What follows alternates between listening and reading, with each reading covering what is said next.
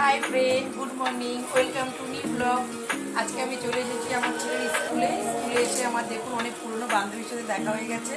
তো আমরা এখন এখানে টি পার্টি হবে, তো আমরা এখন এখানে সময় কাটাবো। তো আমার ব্লগে আমি আজকে এটাই শেয়ার করবো। এই যে আমার এক বন্ধু, সে ফোনেই ব্যস্ত। একটা হাই তো বলো। আমাদের ওনার বড় না বউ ওনাকে টিফিনও দেয় না, তাই যে চা বিস্কুট খাচ্ছে। আর ওনার বউ এই ভিডিওটা যদি দেখে থাকেন তাহলে ওনাকে এক মাস খেতেই দেবেন না।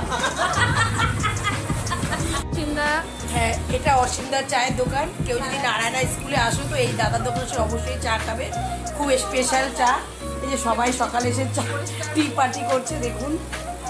কারো বই বাড়িতে চা করে দেয় না, এই সবাই এখানে এসে চা খাচ্ছে।